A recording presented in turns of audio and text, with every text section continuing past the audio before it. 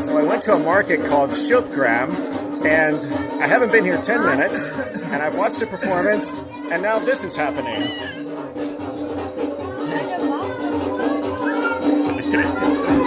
Thank you.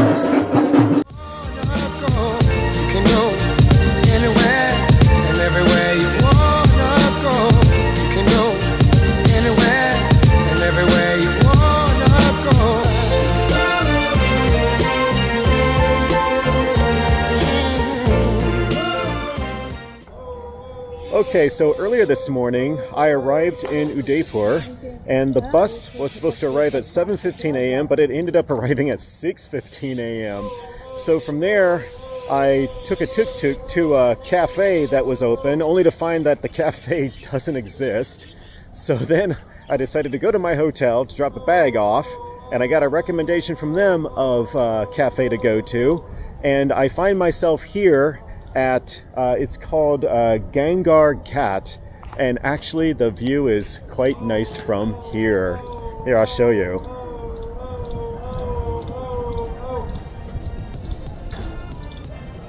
So I certainly could have done worse than this. So I'm pretty pleased on how I'm being greeted by Udaipur. Not bad. Okay, so if there is one upside to arriving in Udaipur at 6:15 in the morning, it's the fact that when you want to go out for breakfast, you get the whole restaurant to yourself. With a gorgeous view. And clanging bells to add to the ambience. Yeah, I'll take it. Ah, cow and pigeons. There's something so picturesque about that, isn't there? I don't know.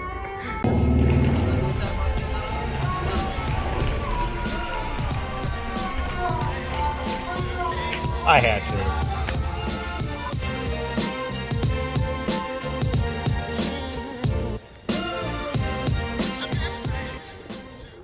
Hey guys, so I am standing in front of Jagdish Temple, which Jagdish is a shortened form of Jagannath, which is an avatar of Vishnu. So did you connect all those deity dots? Anyway, this temple is about 380 years old, and as I understand it, over the last 10 years, it's been mostly restored from, I guess, a deteriorated state. So let's go take a look.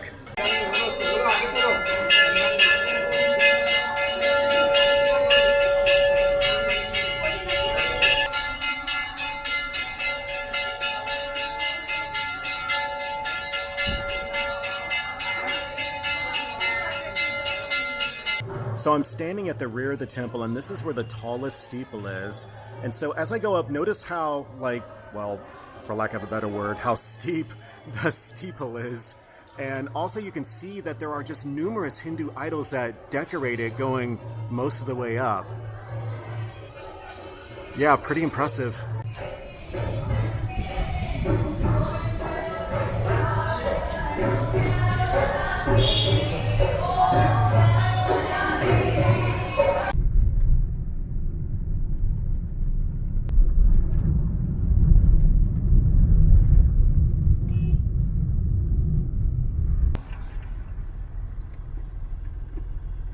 Whoa, okay.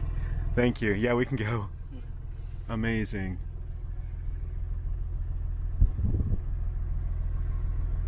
Okay.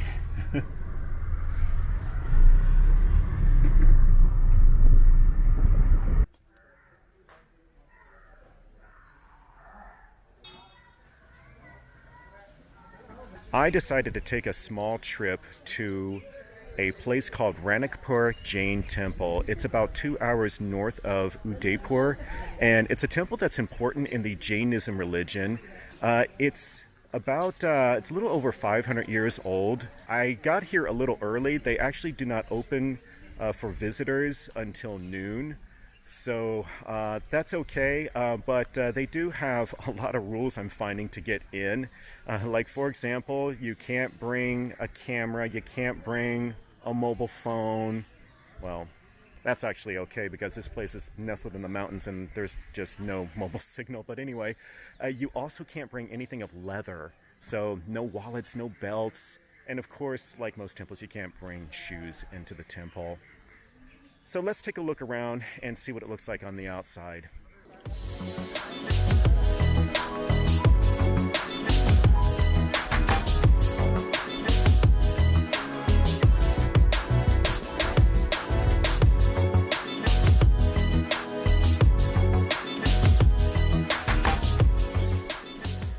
Okay, so I just got my ticket at the ticket counter, and now I learned that I actually can bring in a camera as long as I pay 200 extra rupees. Okay, done.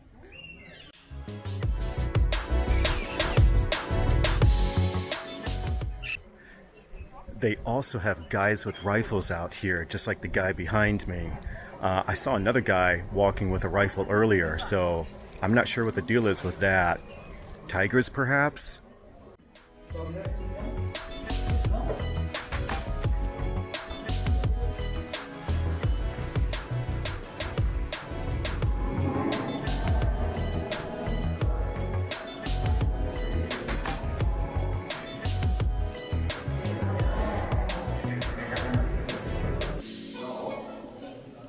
So this is the sacred tree of life of Ranakpur Jain temple.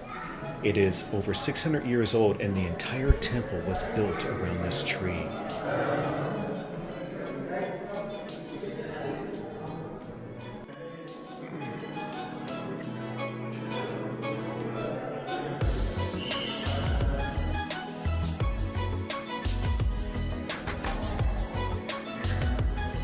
So check this out. This temple has exactly 1,444 pillars. But what's even more amazing is that no two pillars are alike.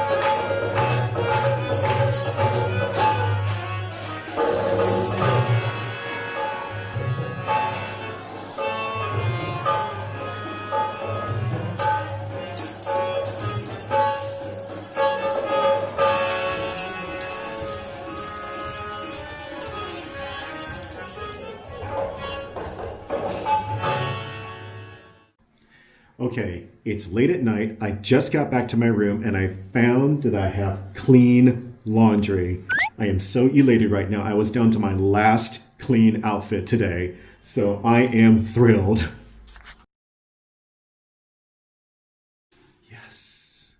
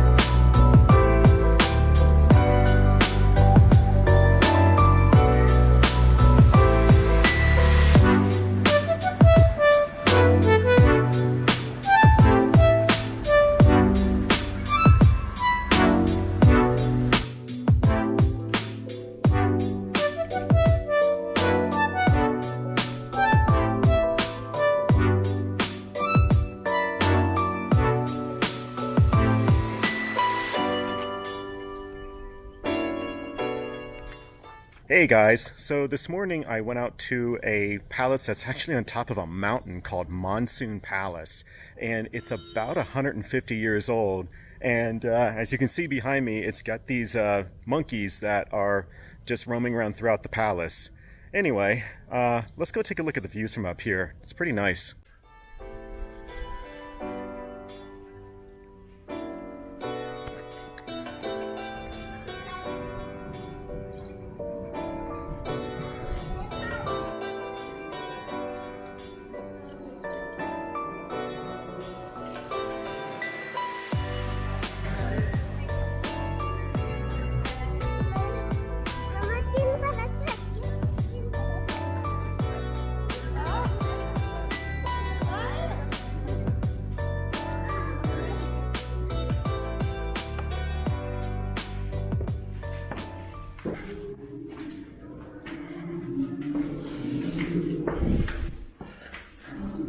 It's not just dark, it's very dark right now. We're going up this spiral staircase. Maybe I should get my phone out. Yeah.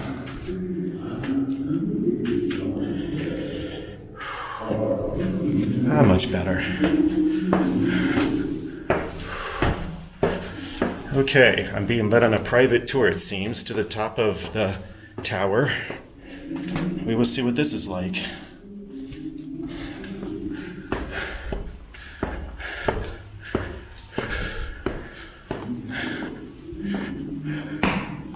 Ah, beautiful.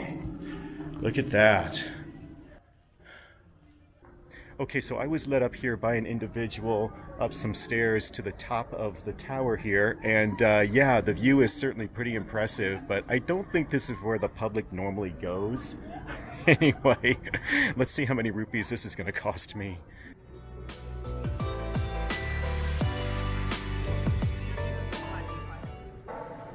Let's follow the soldiers.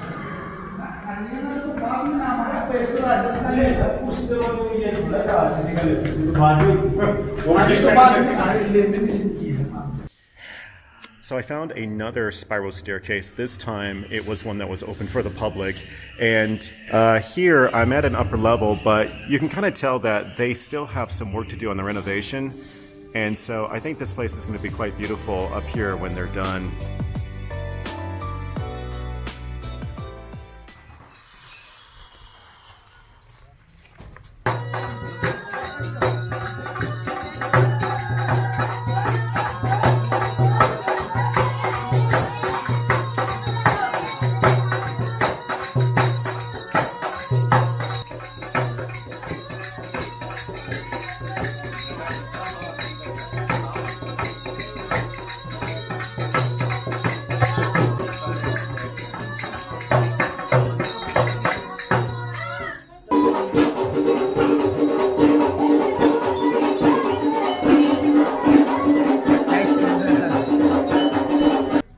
Okay, now I made it to a market called Shilpgram, and this market seems to be like a sort of tribal market that's in the making. There's a lot of construction going on here, but I also see like a lot of shops, and so I just attended a performance, and while I was doing that, of course, a lady wanted to write henna on me, and so I have no idea why I just decided to let her do it, but I did, and this is the result. So don't ask me why. Talk to the hand? I'm not sure, but anyway, I'm going to keep exploring this place. And, oh yeah, say hello to my friend over here. This is probably like only the 5th camel I've seen in India so far, but it's kind of cool to be this close to one.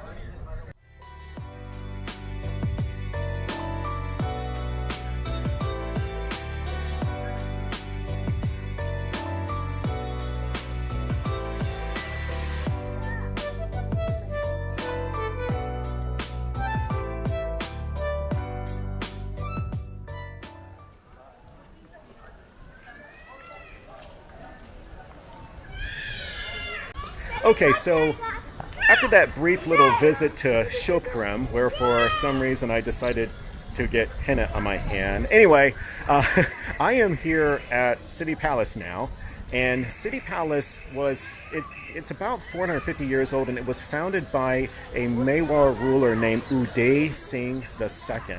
And he also founded the city of Udaipur. So you get it, right? Uday Singh and Udaipur. Okay, well, the reason why he founded City Palace and the city of Udaipur was because he was actually ran out of his previous kingdom by Emperor Akbar. You remember him, right? He was the guy, when I was talking about him on my Agra video, he founded Fatehpur Sikri.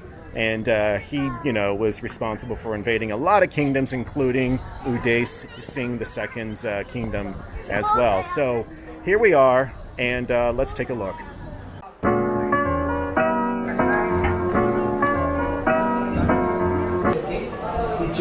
They have Gandhi's glasses, as worn by Bing Kingsley in the movie Gandhi. Cool.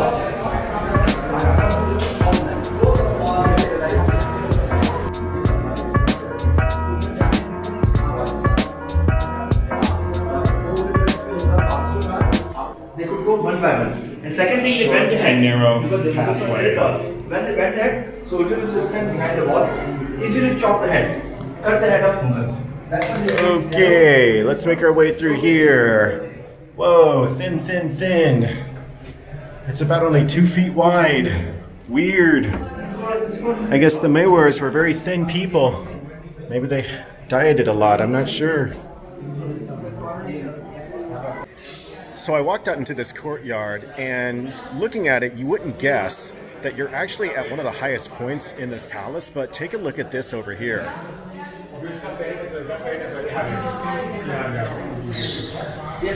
There you go, the city of Udaipur, right before our eyes.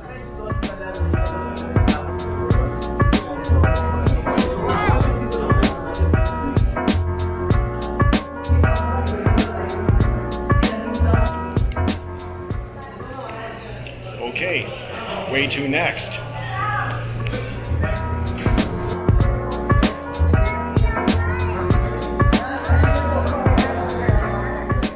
Okay, I think I overheard one of the hosts say that these narrow passages were designed this way so that in case the palace ever got overrun by invaders, that the invaders would find it difficult to actually chase others through the passages.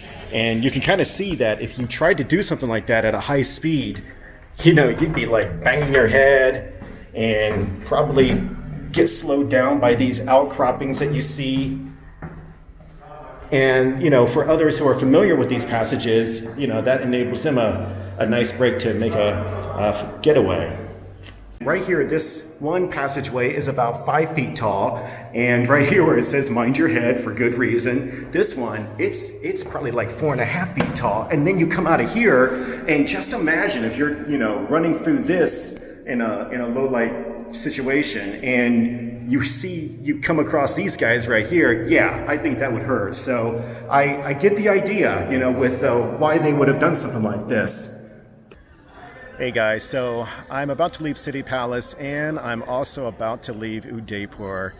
And so as I'm reflecting on what I've seen here, I gotta say that the sights that you see here in Udaipur, are unlike anything I've ever seen in India. You have these big, beautiful lakes, and you have these city palaces that are on these lakes, and other, things like observatories and other little islands, and you got these beautiful mountains that surround the lakes. And then you got the city itself, which has just a wonderful vibe to it.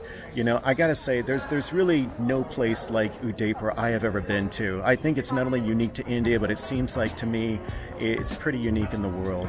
So I'm certainly very, very happy I came here, and I hate to leave, but time to move on.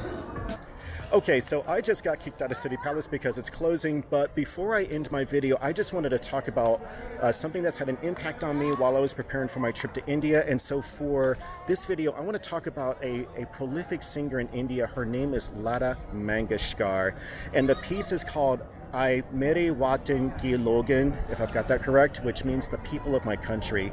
It's something that she's very well known for. She first sang it in 1963, right after the India-Chinese War had ended, and she's been singing it ever since. So anyway, it's a very, for me, I find it to just be a very touching and poignant piece that you know, really kind of underscores the harshness of war when it comes to lives lost. And also, I'm including this as the video because Lata, she recently fell pretty ill. She's 90 years old, and I think she's coming out of it. But you know, I just kind of want to include this video in the hopes that, you know, she will get better, and you know, for now and also in the foreseeable future. So anyway, looks like they're trying to get us to leave here. So with that, I will also leave, and I'll see you guys in the next video.